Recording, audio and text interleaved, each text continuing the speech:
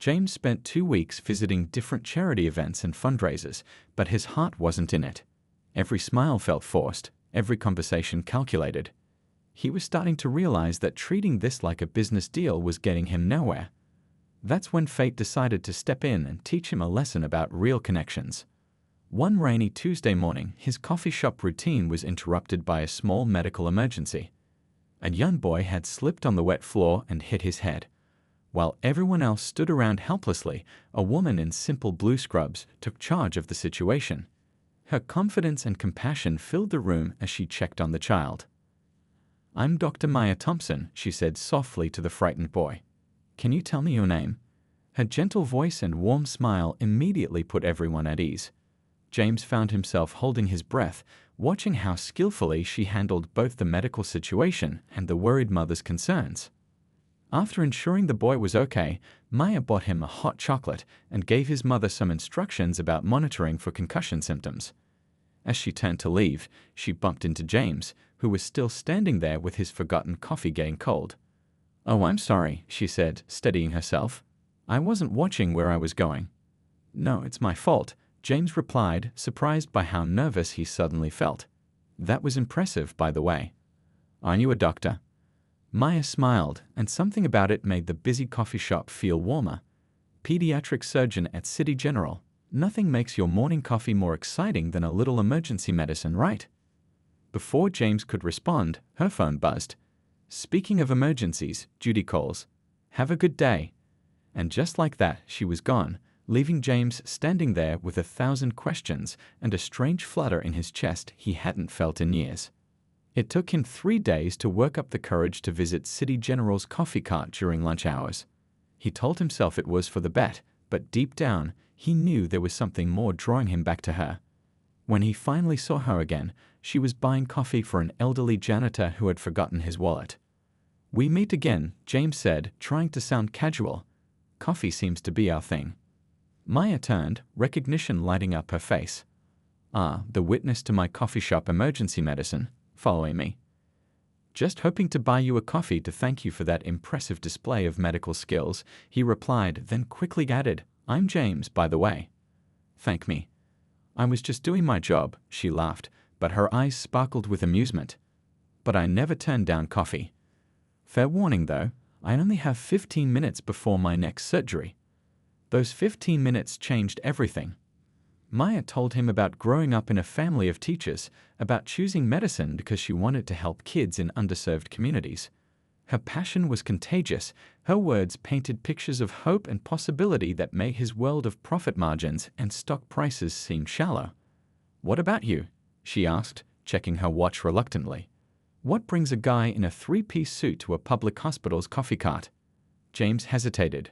For the first time in his life, he didn't want to mention his success or his company. "I work in tech," he said simply. "But I'd rather hear more about your work, maybe over dinner." Maya studied him for a moment, and he felt like those kind eyes could see right through him. "Bold move," she said with a small smile. "But I like bold. Friday, 7 p.m. Text me the details." She scribbled her number on a napkin and hurried back to work, leaving James with a grin he couldn't wipe off his face. On his way back to his office, James realized he hadn't thought about the bet once during their conversation. Instead, he found himself wondering what made her eyes light up when she talked about her patients, and why her smile made him forget about everything else. He spent the rest of the week planning their date, surprising himself by choosing a small, family-owned restaurant instead of his usual expensive haunts. For the first time in years, he felt nervous about impressing someone, not because of a bet, but because something about Maya made him want to be better than the man who had made that thoughtless wager. Little did he know, this was just the beginning of a journey that would challenge everything he thought he knew about love, success, and what really matters in life. As Friday approached, the bet felt less and less important, and the chance to know Maya better became the only thing that mattered. Their first date turned into weekly dinners, and before James knew it, 3 months had flown by. Each moment with Maya showed him a different way of seeing the world. One evening, as they walked through a neighborhood far from his usual haunts, Maya stopped to help an elderly woman carry her groceries up 3 flights of stairs. James found himself following along, his expensive suit getting wrinkled as he hauled bags of rice and vegetables. "You didn't have to help," Maya said afterward, her eyes twinkling. "Those designer shoes weren't made for grocery delivery." James shrugged, surprising himself with how much he meant his next words. "I'm learning there's a lot more to life than designer shoes." That's how it started, small moments that began to chip away at his carefully constructed world. Maya introduced him to her family during a Sunday dinner that changed everything. Her parents' modest home was filled with more warmth than his entire penthouse. Her father, a retired high school teacher, told stories that made everyone laugh until their sides hurt. Her mother, who still taught elementary school, treated James like one of her own kids from the moment he walked in. "So, what made you interested in my daughter?" her father asked during dinner, his eyes kind but watchful. The question hit James hard. The bet felt like a distant nightmare now, completely disconnected from the real feelings growing in his heart. "She showed me what it means to make a real difference in people's lives," he answered honestly. "I've never met anyone like her." Maya squeezed his hand under the table, and that simple gesture meant more than all the business deals he'd ever closed. One Saturday morning, Maya invited him to volunteer at a children's health camp she'd organized in a low-income neighborhood. James showed up in casual clothes for once, ready to help. He spent the day taking heights and weights, playing games with kids waiting for their checkups, and watching Maya in her element. "Look at you," she teased during a break, "trading your board meetings for Band-Aids." "These kids are better negotiators than any CEO I've met," he joked back, but his heart wasn't in the humor. He was thinking about how many camps like this could be funded with the money he and his friends casually bet over drinks. That evening, exhausted but happy, they sat on a park bench sharing a hot dog from a street vendor, something the old James would never have done. Maya rested her head on his shoulder, and he felt more peaceful than he had in years. "You're different from what I expected," she said softly. "When we first met, I thought you were just another rich guy trying to add some excitement to his life. But you've surprised me." Her words were like arrows to his conscience. The guilt about the bet grew heavier with each passing day, with each genuine smile from her family, with each moment she showed him what real integrity looked like. One rainy evening, after a long day at the hospital, Maya called him sounding tired. One of her young patients hadn't made it through a complicated surgery. Without thinking twice, James drove to her apartment with her favorite comfort food, not from an expensive restaurant, but from the small diner she'd introduced him to. They sat on her worn couch, eating ice cream straight from the container, and James realized he'd never felt more at home. Maya's tiny apartment, with its mismatched furniture and walls covered in children's thank you drawings, felt more real than any of his expensive properties. "You know what's funny?" Maya said, breaking the comfortable silence. "I used to think people with money couldn't understand what really matters in life. But you've proved me wrong. You see people James really see them." Her words made his stomach twist with guilt. If only she knew how he'd started this relationship, how wrong she was about him. But every day, her belief in him made him want to become the man she thought he was. The weeks turned into months, and James found himself spending more time in Maya's world than his own. His friends noticed the changes, how he stopped showing up at their exclusive clubs, how he started asking questions about their company's community involvement, how he seemed less interested in their usual competitions of wealth and status. "You're really committed to this, huh?" Tom asked one day at the office, clearly referring to the bet. James looked at the latest photo on his phone, Maya making funny faces with her patients at the hospital. "Yeah," he replied quietly, "but not for the reasons you think." As their 6-month anniversary approached, James knew he was in deeper than he'd ever planned. The bet that had started this journey was now the biggest threat to the most real thing in his life. Every time Maya looked at him with trust in her eyes, every time her family welcomed him like a son, the weight of his secret grew heavier. He was falling in love, truly and deeply, with the woman he was supposed to be using for a bet. And for the first time in his life, all his money and power couldn't fix the mess he'd created. The spring morning dawned bright and clear, perfect for a garden wedding at the Botanical Gardens. James stood in front of the mirror, adjusting his tie for the 10th time. His hands were shaking slightly, not from doubt about his love for Maya, but from the crushing weight of his secret. "Ready for the big day?" Tom asked, walking into the room with the other groomsmen. Their smirks made James's stomach turn. They still thought this was all about the bet, but they couldn't be more wrong. "More ready than I've ever been for anything," James replied firmly, meaning every word. He'd spent the last week trying to figure out how to tell Maya the truth, but every time he started, the fear of losing her stopped him cold. Meanwhile, in the bridal suite, Maya was getting ready with her mother and sister. Her dress was simple but elegant, bought off the rack and altered by her aunt, who'd been a seamstress for 40 years. She'd refused when James offered to buy her an expensive designer gown. "You don't need to spend a fortune to make something beautiful," she told him. Looking at her now, she was absolutely right. She was radiant in the simple white dress, her smile brighter than any diamond. "I never thought I'd see my daughter marry someone like James," a mother said, carefully pinning Maya's veil. "But that man looks at you like you hung the moon. He's not the person we thought he was when we first met him." Maya smiled, thinking about how much James had changed over the past months. "He surprised all of us, Mom. He's shown me that people are more than their bank accounts or backgrounds." The ceremony space was a perfect blend of their two worlds. Simple, elegant flowers from the garden decorated the aisle. Children from Maya's hospital ward served as flower girls and ring bearers, their excited giggles adding joy to the occasion. James had insisted on including them after seeing how much they meant to Maya. As the music started and Maya began her walk down the aisle, James felt tears in his eyes. She was so beautiful, so pure in her love and trust in him. His friends sat in the front row, dressed in expensive suits that seemed out of place among Maya's warm, welcoming family and friends. "We are gathered here today," the officiant began, "to celebrate the union of two people who found love in unexpected places." James could barely focus on the words. Every time he looked at Maya, he saw all the moments that had led them here. The coffee shop meeting, Sunday dinners with her family, late nights talking about their dreams, early mornings volunteering at her hospital. When it came time for their vows, Maya went first.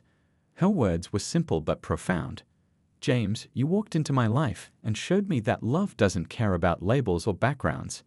You've embraced my world, my family, my dreams as if they were your own. I promise to love you, support you, and remind you every day that the best things in life aren't things at all." James's voice shook as he began his vows. "Maya, you've taught me what real success looks like. It's not in bank accounts or business deals, it's in the smile of a child you've helped, in the warmth of family dinners, in the quiet moments when we're just being ourselves. I promise to spend every day trying to be worthy of your love, to stand by your side in all your dreams, and to never forget the lessons you've taught me about what really matters." He meant every word, which made the secret he carried even more painful. As they exchanged rings, he could feel the stares of his friends, could almost hear their thoughts about the bet. But when Maya looked into his eyes and said, "I do," nothing else mattered. The reception was a joyful blend of cultures and backgrounds. Maya's students had made a surprise video thanking Dr. Maya and Mr. James for all their help at the hospital. James's Tech World colleagues mingled with Maya's hospital staff, finding unexpected common ground in their stories and laughter. As they had their first dance, Maya whispered, "Thank you for making this day perfect without turning it into a show of wealth. This is exactly what I wanted, just love and family." James held her closer, his heart both soaring and breaking. The bet that had started this journey seemed like a nightmare from another life. As they danced, he made a silent vow, beyond the ones he'd spoken publicly. He would find a way to tell her the truth, to beg for forgiveness, to prove that while their beginning may have been based on a lie, his love for her was the most real thing he'd ever known. Later that night, as they drove away from the celebration, Maya fell asleep on his shoulder. James looked at his new wife, overwhelmed by love and guilt in equal measure. The deadline for the bet was still months away, but he knew he'd already won something far more valuable than money, if only he could find a way to keep it once the truth came out. 6 months into their marriage, Maya and James were hosting a table at a charity gala for her hospital's children's ward. The evening had been perfect. They'd raised more money than expected, and Maya's passionate speech about healthcare accessibility had moved everyone in the room. Even James's wealthy friends had written generous checks, something that wouldn't have happened 6 months ago. James watched his wife working the room, her simple blue evening gown standing out among the designer dresses. She had a way of making everyone feel important, from the waitstaff to the hospital board members. He couldn't take his eyes off her, still amazed at how much she'd changed his life. "You've got it bad, don't you?" Tom's voice interrupted his thoughts. James turned to find his old friend swaying slightly, clearly having enjoyed too much of the free champagne. Never thought the bet would backfire like this. James's heart stopped. "Tom, not here," he warned, trying to guide his drunk friend away from the crowded ballroom. But Tom was too far gone to take the hint. "Remember when we all bet you couldn't marry someone like her for a year?" he said, his voice carrying in the worst possible moment of silence. "Best 10 million I ever lost. You actually fell in love with her." The sound of glass shattering made them both turn. Maya stood there, her champagne flute in pieces at her feet, her face a mask of shock and pain. The entire room seemed to freeze. "Maya," James started, stepping toward her, but she held up her hand. "A bet?" Her voice was barely a whisper, but it cut through the room like a knife. "Our marriage was a bet." The silence in the room was deafening. Hospital board members, donors, and staff all stood watching as Maya's world crumbled around her. James could see her mind racing, piecing together all the little things that suddenly made sense: his initial awkwardness around her family, his friend's strange comments, how quickly he'd pursued her. "Let me explain," James pleaded, reaching for her hand. Maya stepped back, bumping into a table. "Explain what?" "How you made a bet to marry someone like me. How you and your rich friends thought it would be fun to play with someone's life." Her voice was rising now, tears streaming down her face. "Was there a bonus for making me fall in love with you? For making my family welcome you like a son? For making me believe you changed?" James felt sick.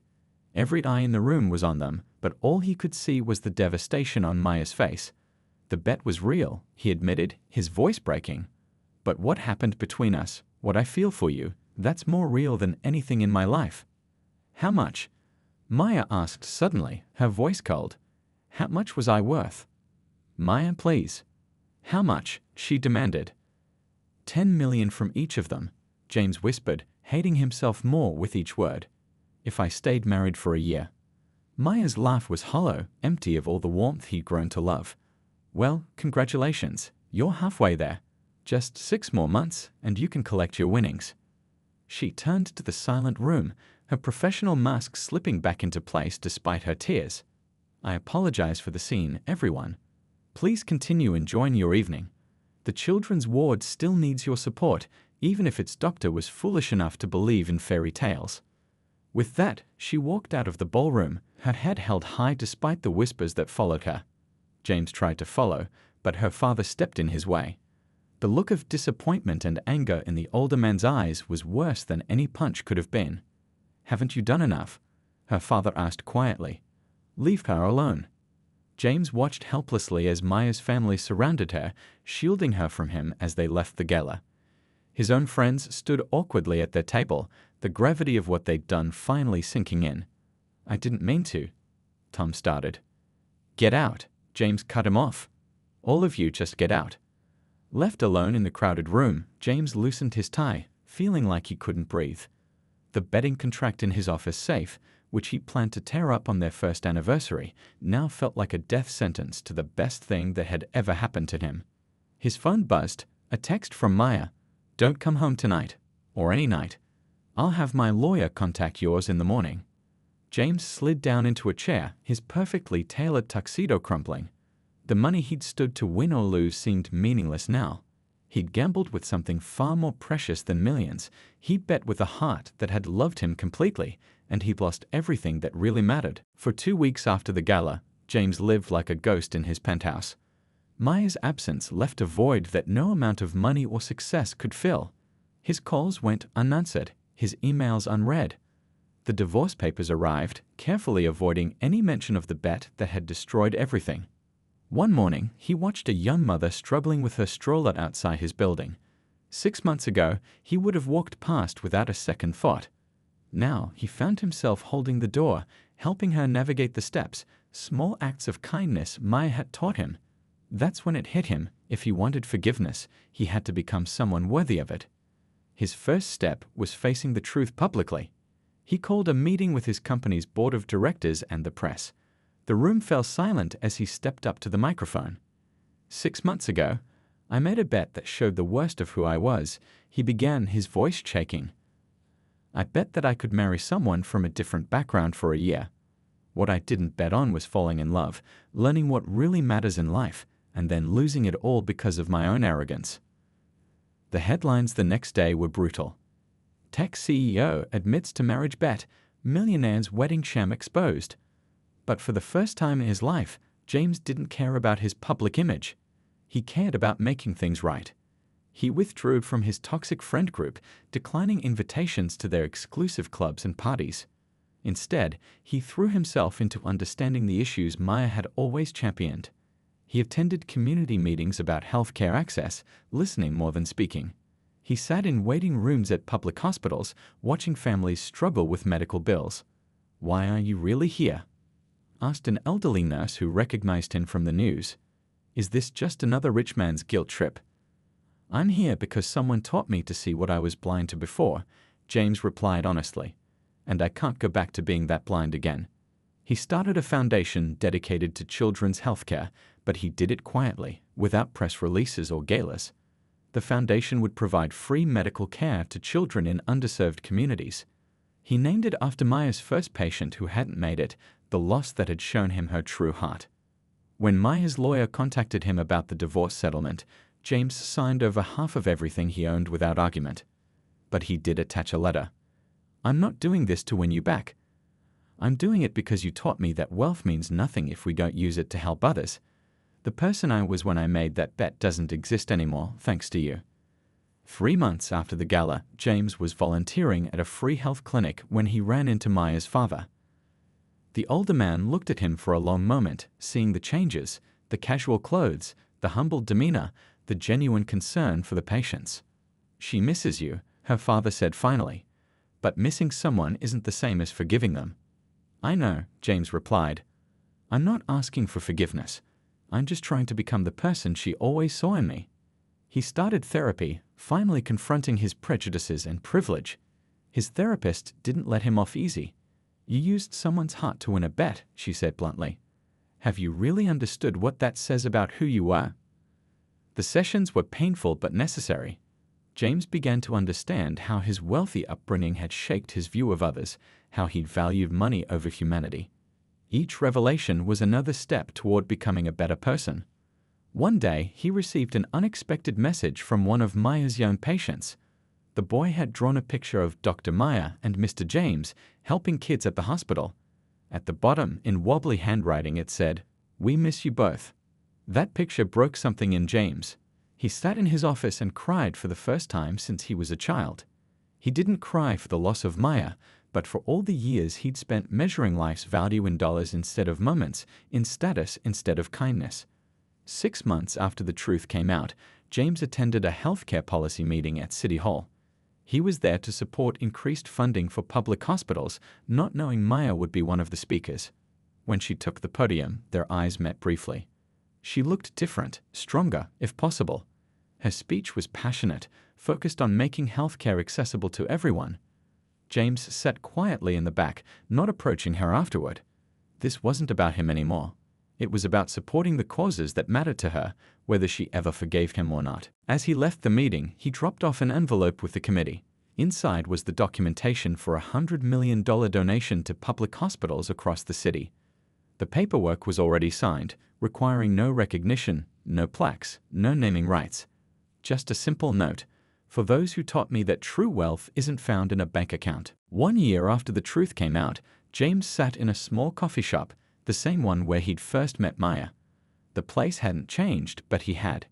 He no longer wore designer suits, having donated most of them to job training programs. His new normal was casual clothes and rolled-up sleeves, ready to help wherever needed. The door chimed and Maya walked in. She'd agreed to meet him after months of seeing each other at distance at various community health events. His heart skipped a beat, just like it had that first day. "You look well," she said, sitting down across from him. She wasn't wearing her wedding ring anymore, but her kind eyes were the same. "So do you," he replied softly. "I saw the news about your new pediatric center." Maya nodded, a small smile playing at her lips. "Anonymous donation made it possible. though not so enormous when the amount matches exactly what you would have won from that bet. James looked down at his coffee. I thought it was fitting. The money that started as something ugly should end up doing something beautiful. The silence between them wasn't as painful as it once would have been. They'd both grown in the past year. Maya advancing her career and causes, James rebuilding himself from the ground up. My dad told me about the work you've been doing, Maya said finally. The free clinics, the education programs, the policy meetings. He said you never once used any of it to try to win me back. That wasn't why I did it, James replied honestly. I did it because you showed me what really matters. Even if you never spoke to me again, I couldn't go back to being the person I was before. Maya took a sip of her coffee, studying him. The old James would have tried to fix this with money. The old James was an idiot who thought everything had a price, he said with a self-deprecating smile. The new one knows some things are priceless. Maya pulled something from her bag, the divorce papers he'd signed months ago. They were still unsigned on her side. I've been carrying these around for weeks, trying to decide what to do. James's heart thumped, but he kept his voice steady. Whatever you decide, I want you to know that meeting you was the best thing that ever happened to me. Not because of any bet, but because you taught me how to be a better person. I was so angry, Maya admitted, not just about the bet, but because I thought everything between us had been fake. Then I kept hearing stories about you sitting with scared parents at the hospital, about you fighting for healthcare reforms, about you turning down million-dollar deals because the companies didn't support community clinics. She placed the divorce papers on the table between them. Those actions didn't come from guilt or a bet. They came from real change. I never deserved you, James said quietly, but you made me want to deserve you. Maya reached across the table and took his hand. Maybe we both needed to grow. I had my own prejudices about people with money, thinking they couldn't change, couldn't care about others. So where does this leave us? James asked, hardly daring to hope. Maya pulled out a pen and slowly tore the divorce papers in half. It leaves us starting over. Not as a rich man and a doctor, not as a bet or a challenge, but as two people who've learned some important lessons. I'd like that, James smiled, feeling tears in his eyes. Maybe we could start with dinner? I know this great little family restaurant. Maya laughed, that warm, genuine laugh he'd missed so much. The one my aunt owns, where you learn to eat spicy food just to impress my family. Hey, those cooking lessons from your aunt were life-changing, James chuckled. Though not as life-changing as meeting you. As they left the coffee shop together, James realized something profound. The bet that had started their story had been about proving money could buy anything. Instead, it had taught him that the most valuable things in life, love, growth, redemption, couldn't be bought at any price. They walked down the street hand in hand, past the hospital where they'd first met, past the communities they now both worked to support. They weren't the same people who'd started this journey. They were better versions of themselves, shaped by love, hurt, forgiveness, and growth. You know, Maya said as they walked, our story might help other people learn what we learned. James squeezed her hand. That love is more powerful than prejudice. That people can change if they really want to. That, and that sometimes the biggest bets we make in life aren't about money at all, Maya smiled. They're about believing in someone, even when they've given you every reason not to. As the sun set over the city, casting a warm glow on the streets they'd both come to see differently, James knew that he'd won something far more valuable than any bet. He'd won a second chance to be the person Maya had always believed he could be.